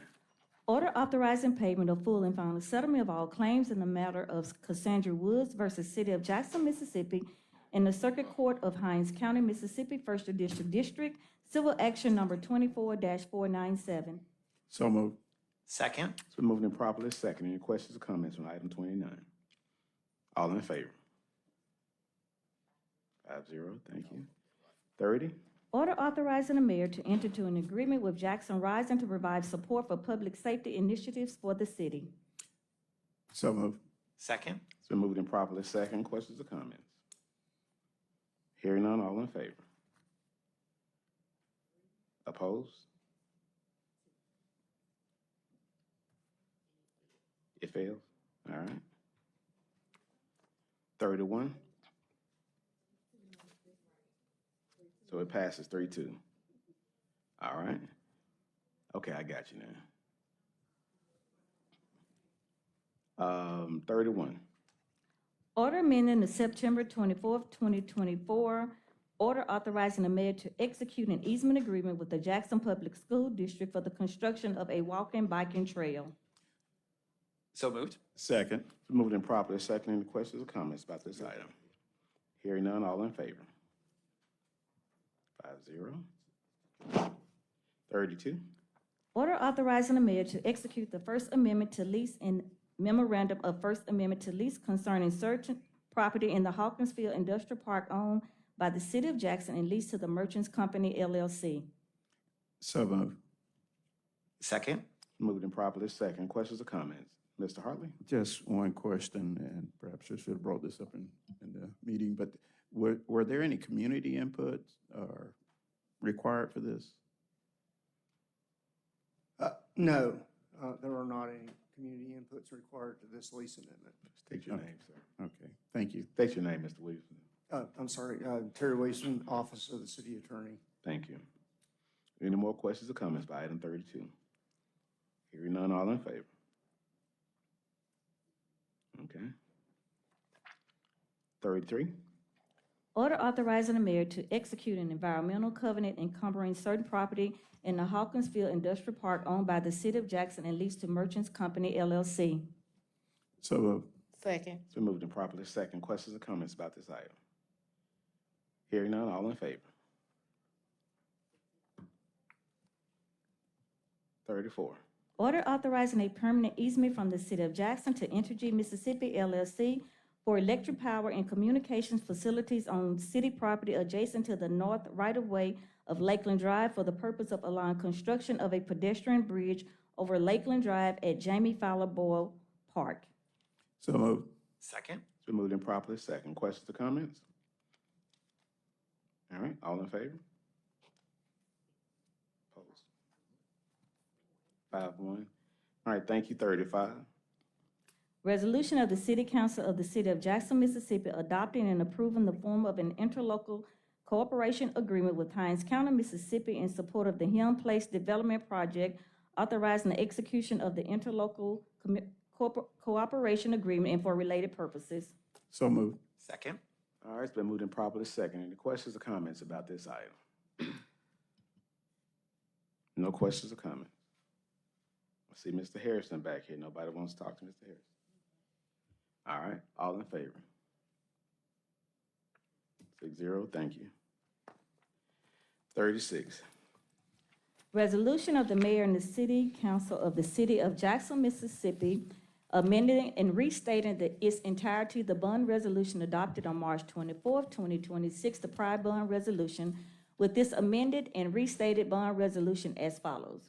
Resolution of the City Council of the City of Jackson, Mississippi, authorizing and directing the issues of tax increment financing revenue bonds, Series 2026, Helm Place Development Project of the City of Jackson, Mississippi, and the maximum aggregate principal amount not to exceed $1,200,000 in one or more series to provide funds for the purpose of paying or reimbursing the cost of constructing various infrastructure improvements for the use or benefit of Helm Place Development Project pursuant to plans including the tax increment financing plan presented to and approved by the city, prescribing the form and incidence of the bonds, providing for the collection, segregation, and distribution of the tax increment revenues to be derived from the tax increment financing district pursuant to the tax increment financing plan in the amount sufficient to pay the principal and interest of the bonds, authorizing various funds and accounts, including a debt service reserve account, if applicable, approving and authorizing the execution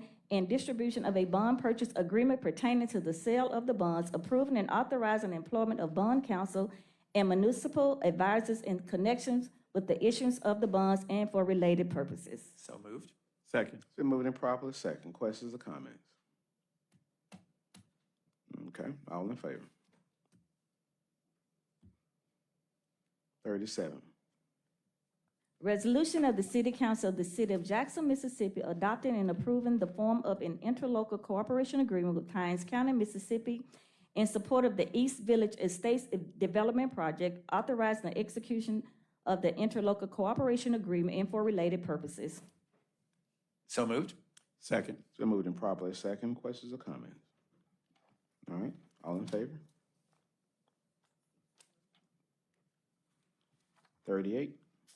Resolution of the City Council of the City of Jackson, Mississippi, authorizing and directing the issuance of tax increment financing revenue bonds, Series 2026, East Village Estates Development Project of the City of Jackson, Mississippi, and the maximum aggregate principal amount of $700,000 in one or more series to provide funds for the purpose of paying or reimbursing the cost of constructing various infrastructure improvements for the use or benefit of the East Village Estates Development Project pursuant to plans, including the tax increment financing plan presented to and approved by the city, prescribing the form and incidence of the bonds, providing for the collection, segregation, and distribution of the tax increment revenues to be derived from the tax increment financing district pursuant to the tax increment financing plan in amount sufficient to pay the principal and interest of the bonds, authorizing various funds and accounts, including a debt service reserve account, approving and authorizing the execution and distribution of a bond purchase agreement pertaining to the sale of the bonds, approving and authorizing the employment of bond counsel and municipal advisor in connection with the issuance of bonds and for related purposes. So moved. Second. It's been moved and properly second. That was a lot, wasn't it? Yes, Sabrina, welcome. Any Well questions or done. comments about? Look at our clerk. It's the English degree. Any questions or comments about 38? Hearing none, all in favor? 6-0, thank you. 39, Order reviewing and continue August 29, 2022 state of emergency. So moved. Second. so moved and properly second. Questions or comments? All in favor? I'm sorry. Oh, I am. I'm on it.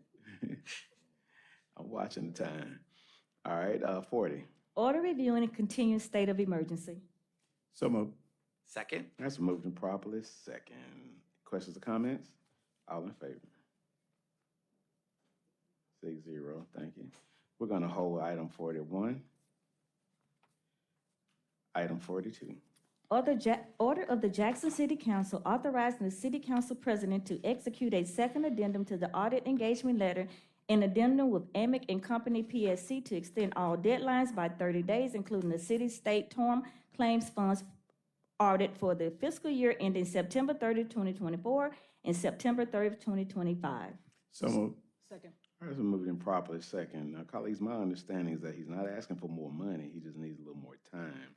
Because, you know, if his certification process, there was a lag in that, and then when he started getting documents to start the work. Are there any more questions? Mr. President, Yes. Peter Tableson, CAL. I would suggest that you consider extending this 45 or 60 days. If this request was made to a judge would say, are you sure 30 is enough? And we know they're trying to do 2 audits at the same time. They have been working in earnest with us. When I discussed this, when the CFO brought it to me, my first question was, do we really think 30 days is enough time? In public, I want to remind you, this auditing firm is tackling 2 audits at the same time and is coming in behind the last auditor who took an extended period of time to do 1. So this extension to me is absolutely routine, and I just want to make sure we're doing enough to work with our auditors. Thank you. Thank you. Mr. Hartley? Yes, Mr. Davidson, would the 2024 audit still be on time? Are we looking at meeting that deadline? As far as I know, yes. Ms. Thank Clay? you, sir. Ms. Clay? You didn't? Okay. Is there an amendment? Is there a motion to I amend? move that we amend it to extend it 60 days. Second. All right, so moved and properly second. Any questions or comments about the amendment? Hearing none, all in favor of the amendment? 6-0, thank you. Now we have the item on the floor as amended. Any questions or comments about the item as amended? All right, hearing none, all in favor? Thank you. 43, Resolution supporting the filing of a rate case with the Mississippi Public Service Commission regarding water customers located outside the jurisdiction of the city of Jackson. So moved. all right, this item dies for a lack of a second. Second. Oh, okay, y'all better wake up now. Mr. Foote? Thank you, sir. Can I go ahead and read this resolution? It's pretty short. It's a resolution supporting the filing of a rate case with the Mississippi Public Service Commission regarding water customers located outside the jurisdiction of the city of Jackson. Whereas Jackson Water and the city of Jackson require sufficient revenues to adequately cover operational expenses, infrastructure costs, and debt service obligations. And whereas certain Jackson Water customers located in Byram and other areas outside the municipal jurisdiction of the city of Jackson fall under the regulatory authority of the Mississippi Public Service Commission pursuant to Mississippi law. And whereas the water rates charged to these customers have not experienced a substantial increase in more than 40 years. And whereas in many instances, customers outside the city of Jackson currently pay less than 25% of the rates charged to Jackson residents for substantially the same water service. And whereas Jackson City Council recognizes the need to address this imbalance to promote fairness, financial stability, and the continued delivery of reliable water services. Now, therefore, be it resolved by the City Council of Jackson, Mississippi, that the council hereby supports and requests that the Mississippi Public Service Commission consider and take appropriate action regarding a rate filing for water customers located outside the jurisdiction of the city of Jackson. Be it further resolved that such action is intended to assist in improving the financial condition of both Jackson Water and the city of Jackson while ensuring equitable water rates among customers receiving similar services. So be it resolved this 19th day of May, 2026. Mr. Hartley. Yes, I appreciate my colleague, Mr. Foote, for putting this forward. This is just a part of a larger discussion. There have been two certified letters sent to both the Public Service Commission and the Public Utility Service requesting analysis of the rate schedule, operations, and just a whole host of things. And so, again, one certified letter was mailed out on the 17th of April. The other one was mailed out on the 27th of April. Still waiting to hear how they're going to pull together this information. But all of this information is crucial for the council in order to make decisions going forward. And both of these agencies are independent, and hopefully both of them can come to the table and give us a picture of what we're looking at for us making decisions going forward concerning the future of our water system. Again, that's the Public Utility Service and the Public Service Commission. Hopefully we will start getting that information in when they complete their studies, and we will evaluate it and present it to the public. All right, thank you. Any more questions or comments about this item?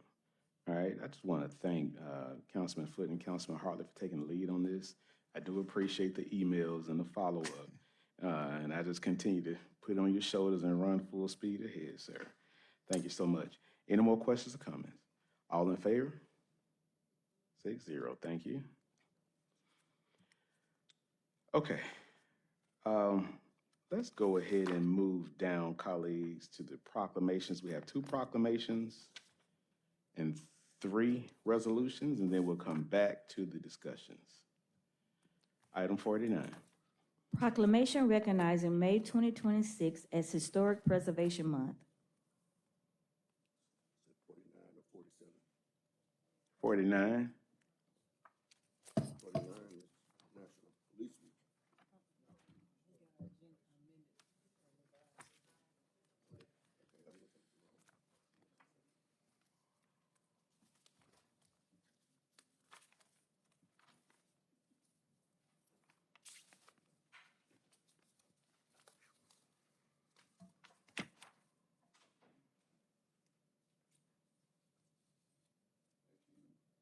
Thank you, Mr. President and members of the council. I'd like to ask Ms. Angela Brown and the recipients for the Historic Preservation Month proclamation to step forward.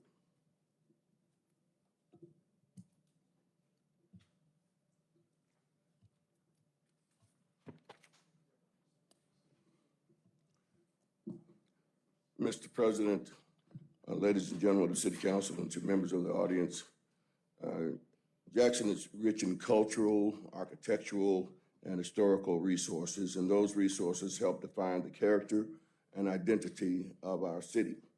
We're grateful for the dedicated citizens, property owners, organizations, and the Historic Preservation Commission who work to protect and enhance these historic assets for today and for future generations. This observance reminds us that preserving our history is also an investment in tourism, pride in our community, and economic development. So today we pause to honor the people and places that keep Jackson's story alive and encourage continued care for the city's historic treasures.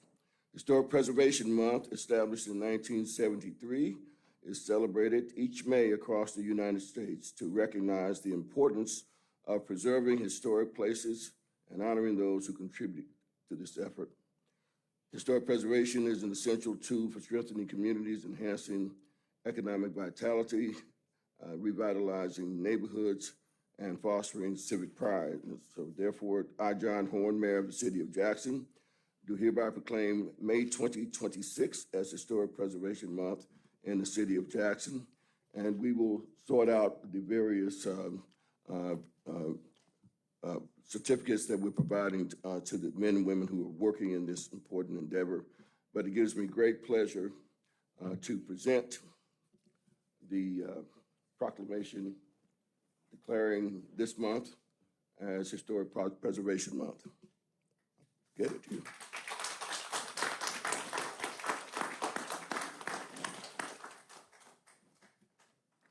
And, Mr. President, if I could get the members of the contingency to step to the center.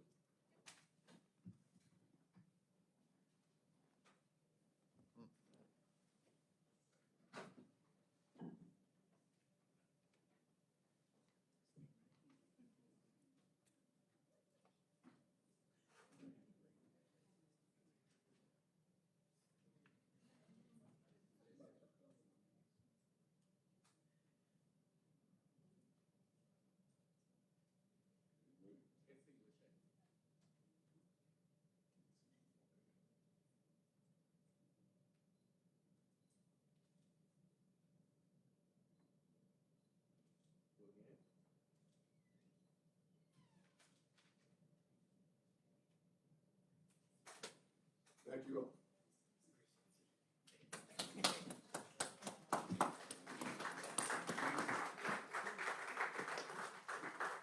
Mr. President, the second proclamation deals with public works. And I'll tell you what, we should have Vernon Hartley down here presenting this proclamation.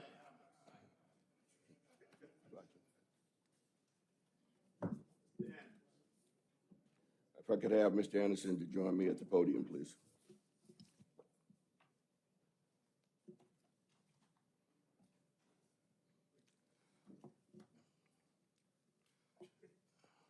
It's an honor to recognize the men and women who quite literally keep Jackson moving. So much of what our residents count on every day depends on public works. The streets we drive, the bridges we cross, the public buildings we gather in, and the solid waste services that protect our health and our neighborhoods. All of that is all of that is the quiet backbone of our quality of life, our public health, and our economic strength. Our public works professionals are often unseen, but they are never unfelt. When a street is cleared, when a facility is repaired, when the trash is picked up on time, it is because dedicated people have chosen a life of service to this community, working early mornings, late nights, and in all kinds of weather to get the job done. It is in the public interest that the citizens and civic leaders of Jackson gain greater knowledge of and appreciation for public works professionals and the programs that sustain our city each and every day. So at this time, I will read the final clause of the proclamation. Whereas the city of Jackson recognizes the importance of educating the public about the vital role that public works plays in infrastructure and services, in protecting lives, enhancing quality of life, and supporting a thriving community, I now do hereby proclaim the week of May 17th through the 23rd, 2026, as National Public Works Week, and encourage all residents, citizens, and businesses to join and recognize and expressing the gratitude to the Public Works Department professionals whose tireless efforts, both seen and unseen, keep our city moving, growing, and thriving. It gives me great pleasure to present to our Public Works Director, Mr. Lorenzo Anderson, a copy of this proclamation.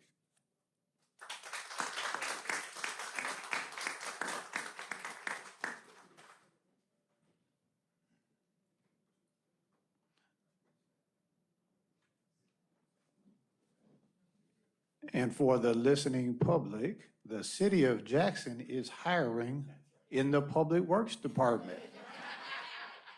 So if you are interested in becoming a public works professional, please apply to work with the city of Jackson.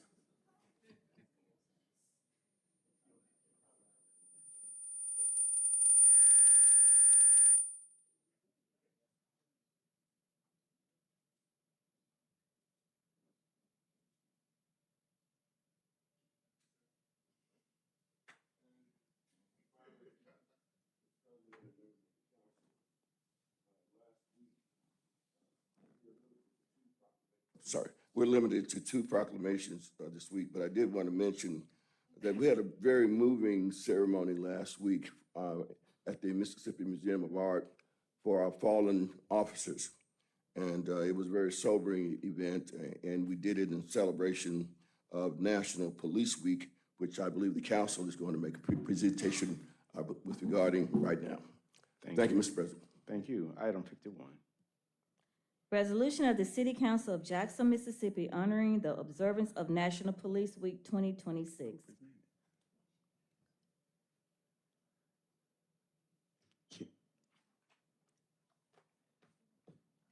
Is Chief Bragman here? There she is. Okay. Come forward. If you don't mind, just speak a little bit on behalf of, you know, what this week means, and we know the work that you all do, but just say a little something. Just thank you for this. This actually was instituted in the 1960s by President JFK Kennedy and marked May 15th as National Peace Officers Memorial Day, honoring officers who have been killed in the line of duty. I traveled to DC last week after our memorial ceremony, as we had 2 local officers added to the wall. One of them was Sergeant Brian Pippins, who had died in the line of duty, and then also the entire Shields family was there as well in DC to mark the fact that these officers literally gave their lives in the protection of people that they did not know. And so therefore, I was humbled and honored as a chief who had just recently come into this to spend time with those families.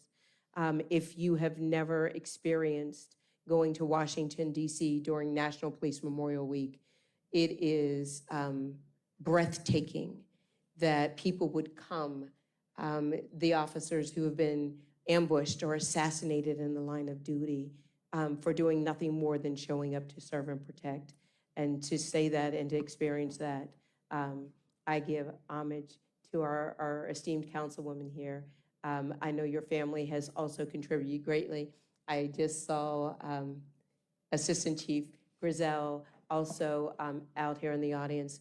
I want to acknowledge my newest member to our team, my Chief of Staff, Tanya Norwood, who came from the Arizona Department of Public Safety to do this work with us here.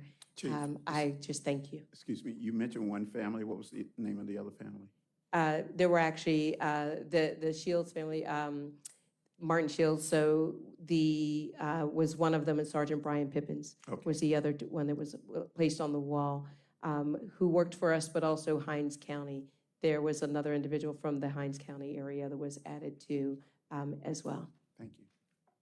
Thank you, Chief. And Thank you. please pardon our unreadiness. The resolution is upstairs. Sir, I'm sure you are ready, but that's okay. We're fine. There's lots of business that needs to be conducted, so I do appreciate that we just acknowledge it here as well. That's fine. Thank you so much. But don't go anywhere. We got to get pictures, okay? Thank you. Thank you. Let's go ahead and do 52. Let's just wait. She's coming down with all of them? Okay. Let's go ahead and do 53.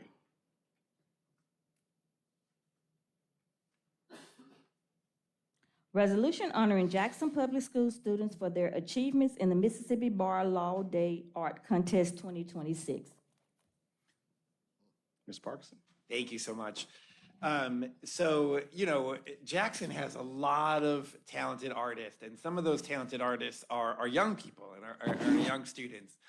And as evidence of that, the Mississippi Bar organization has an annual contest where they solicit art, and it's a competition for students all over the state of Mississippi.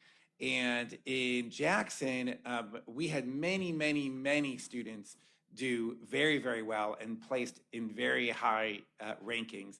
But there's 3 students in particular, and I think Nia didn't have the opportunity. Are you Nia? You're Julia. Okay, thank you. So I'll say quickly the 3 students that I especially want to give a shout out to are Nia Ward, was the overall statewide winner for 6th grade, the best artwork submitted for this competition in the entire state for 6th grade students. That's right.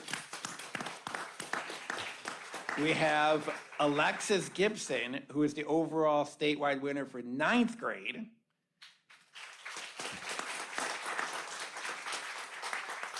And we have Jalea Bell, who's the overall statewide winner for 12th grade. So Jackson swept. We did very, very, very well. And we have a resolution commending all the students from Jackson who submitted artwork to this competition. And especially want to give these two young ladies, as well as their one colleague, classmate who couldn't be here today, a special big shout out. And Miss Alina, who helps to organize some of this work as well. So I definitely think they deserve a rounding applause, and their artwork is stunning, stunning.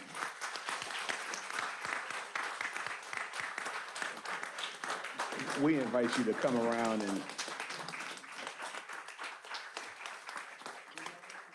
come to the front, Jalea.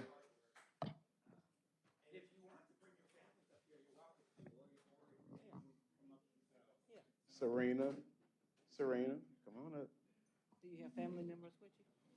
Tell them to come on up. Tell them come on up. Family members, come Family on members, up. come on up.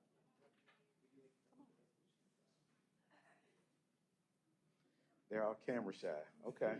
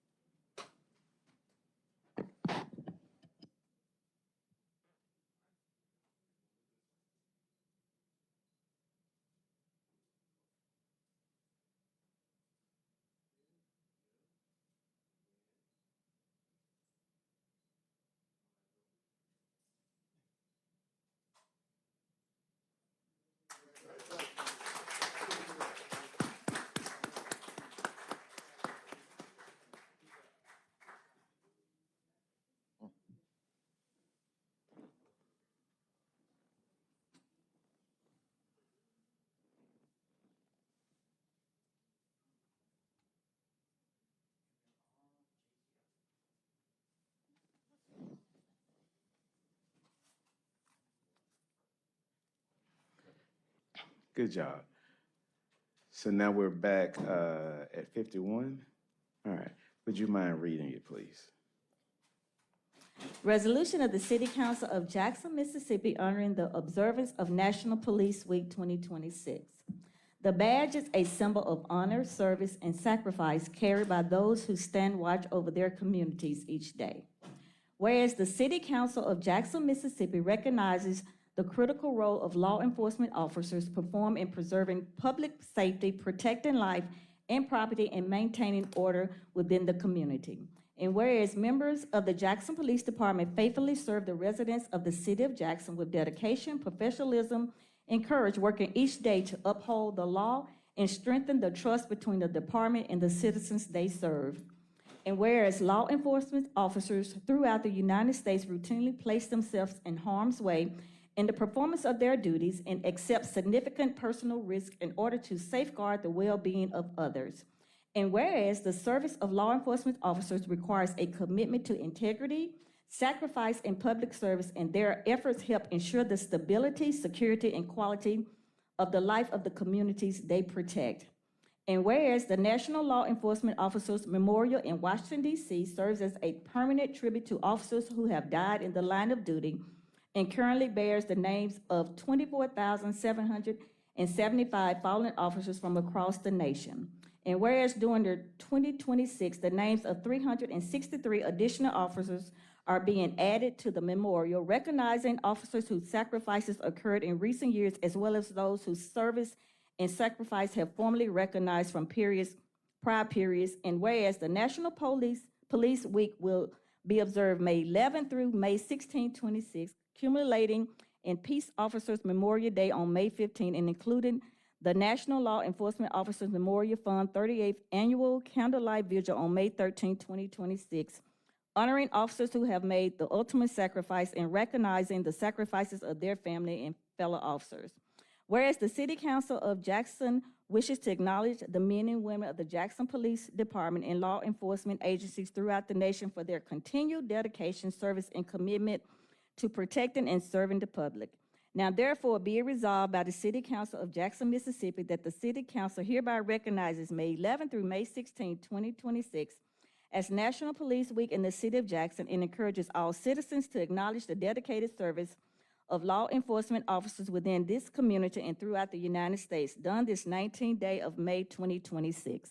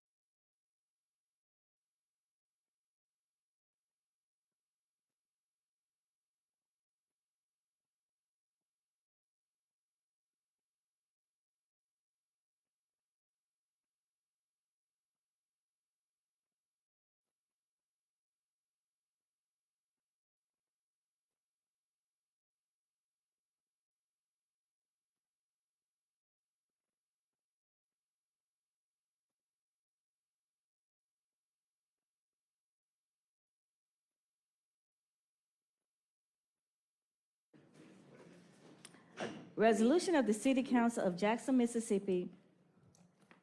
Y'all got the wrong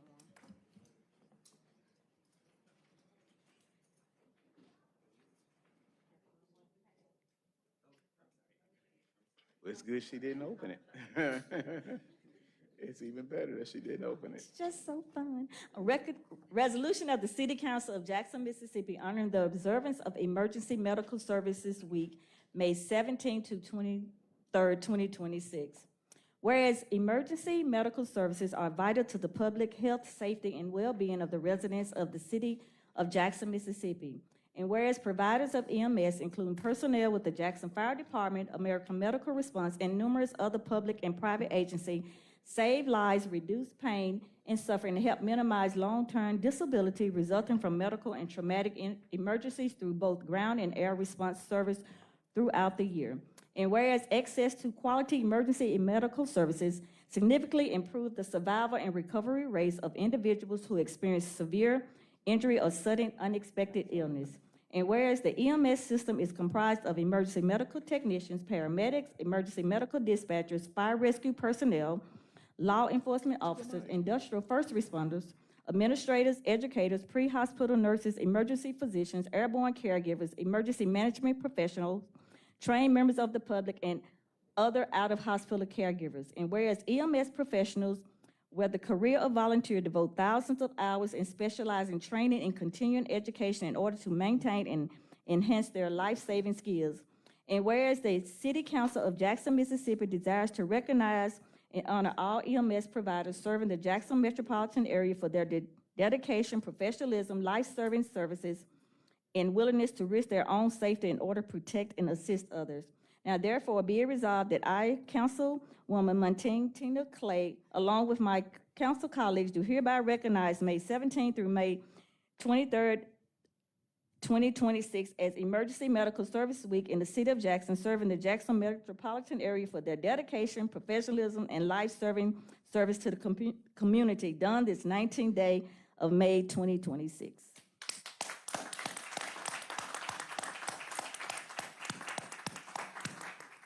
If there are any other emergency medical service personnel in the audience, please come forward. But at this time, we have with us AMR, and I know firsthand what AMR can do for a citizen of Jackson, no matter what the conditions are. We all are grateful for life, and I am extra grateful to AMR for saving my life back on February 7, 2023. I had an aortic dissection at a public restaurant, and today I saw an ambulance at a public restaurant, and I said a prayer for the person, because you never know what's happening. But AMR was there within seconds. Nurses were on the scene, people, and they worked really hard to save me, and I am grateful to AMR and all emergency medical services that serve. Thank you.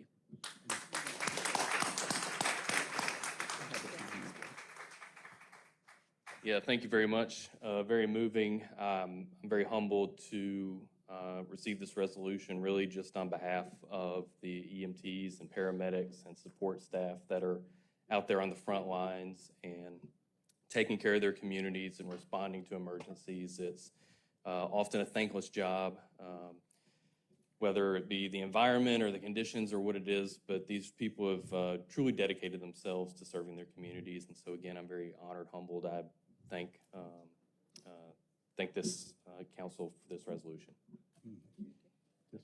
Yeah, just one comment. Yes, please, give it up for him. Just one comment. I wanted to add something. I'm not sure if they're going to acknowledge it, but they provide training. Yeah, you say your name for the record, sir? My name is Ryan Wilson. Ryan Wilson. Yes, sir. And just one other comment. They provide training to paramedics all around, and I'm not sure. I don't think it may be free. I'm not quite sure. But they're doing a whole lot of certifications to make sure we get the proper amount of paramedics, not only for AMR and other responses, but help folks' careers.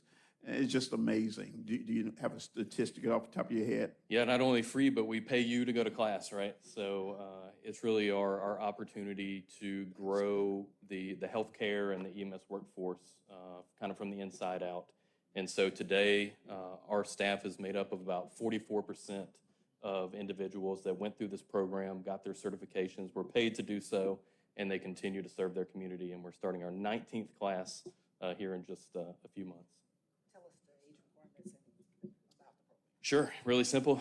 If you're 18 years old, have a valid driver's license, have a high school diploma or GED, and can pass the state's background check for any medical licensure, we are more than happy to have you and make an EMT, give you a career, and you take it from there. I'll just add really quickly another testimony. When I was a school principal, I had a student who experienced regular seizures, and AMR was always there very, very quickly, and it's life-saving. So I thank you for all the work that you all do. Thank you all. All right, very good.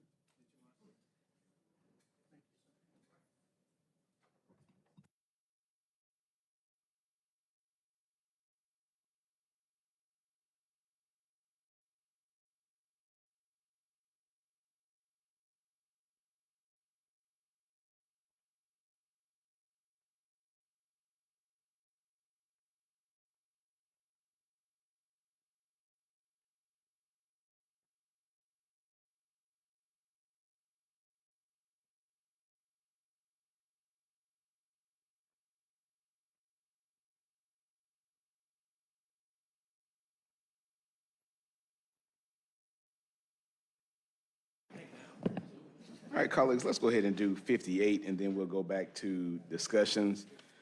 Your financial reports. 54, I'm sorry. Let me put my glasses on. Monthly financial reports as required according to Section 21-35-13 of the Mississippi Code annotated of 1972. All right, show of hands, you got your financial reports? All right, very good. Now let's go back to discussion item 46, the living room. Mr. Parkinson. Thank you so much. We'll be exceedingly brief, but if it pleases the council, I'd like to invite up Ms. Dorothy Davis to share some information. She's a leader in the Ferris Street neighborhood and was the one that initially brought this issue to my attention. I mean, I think can speak well on it, albeit briefly.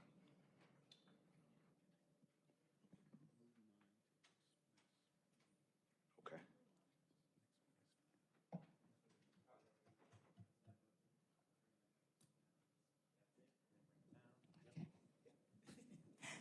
Good evening.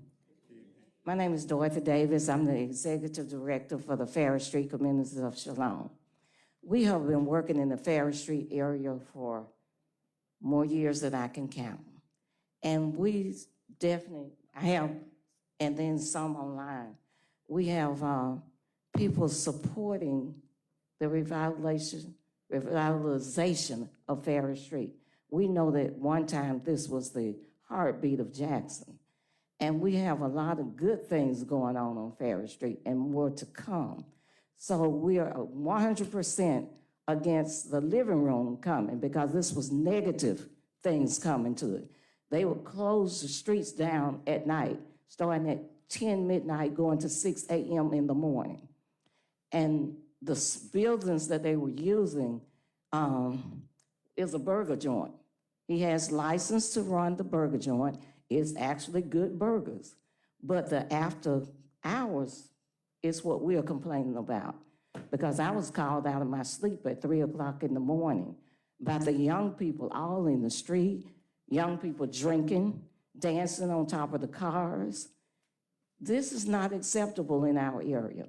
We have the Leonard Court project that has come in, built the new houses. On the south end, we have a green space coming through Two Cities, Mississippi. We have People Film Home, which has been there over 100 years.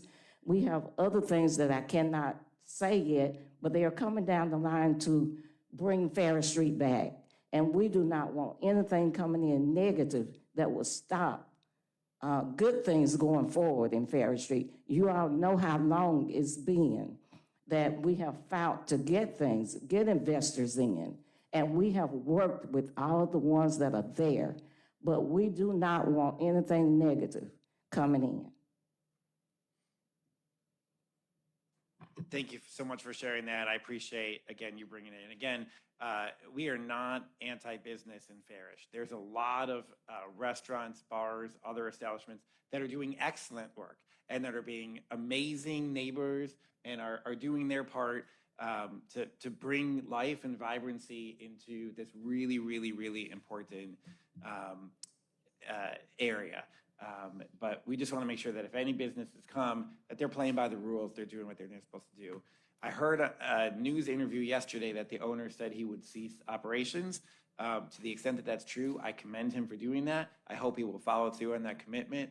If not, I hope all applicable departments are watching this closely and will take action as it so fits. All right, But he did also say that he wants to work with planning to get the proper license. We don't want it to come as licensed, not as a living room. All right, Mr. Foote and then Ms. Clay. Thank you. Well, I appreciate you bringing this to, I didn't know anything about it. I'm still not exactly sure what the living room is, whether that's the name of a venue or whatever. But is there anything that the council needs to do in ordinance-wise to facilitate getting this under control so that y'all can have the quality of life that you desire?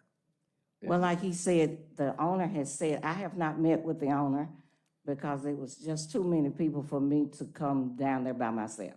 And so I have not met with the owner, but he did say he's gonna try to get the proper license. He have license to run the burger place, but he does not have license or a permit or the zoning to run the living room, which is an after-hours nightclub. Well, if people are dancing on top of cars, Yes, I sir. wonder if anybody's got a license for that. I don't know that. And maybe we need to have an ordinance that addresses dancing on top of cars, particularly if it's not your own car. Ms. Clay? I don't want to see anything negative on the Ferris Street area, but at the same time, I want to see us give the opportunity for young people to have somewhere to go with order and respect. So I don't want to say that we don't want to see the living room there. We want to see the living room there doing proper ordinance and zoning and make sure that it is a decent place for the young people. I don't want to ever say that the council is against young people doing something if it's constructive. And we can work with him, I do believe, and get something that will come out positive both for the community and for him. But he would need a much bigger building than where that That's is. possible, but he has a lot of outside land that he could possibly do something, and we need to think outside the box as a council, as a city, and maybe he can have outdoor parties or something.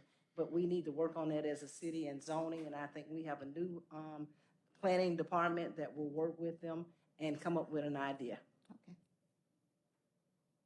Okay. Yeah, Mr. Hartley? yeah, just, again, no one wants to limit our ability to have businesses, and no one wants to provide reasonable entertainment for our youth. However, the law must be observed. We agree on these zoning ordinances, and everyone needs to do their part to make sure they comply.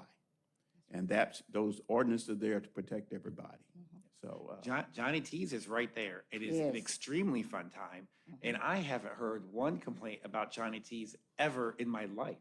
They give back to the community. So we're not trying to make it, we're not the town from Footloose. We're not trying to say no one's allowed to ever have fun. But you can't just open up your own club without a permit, without a regulation. And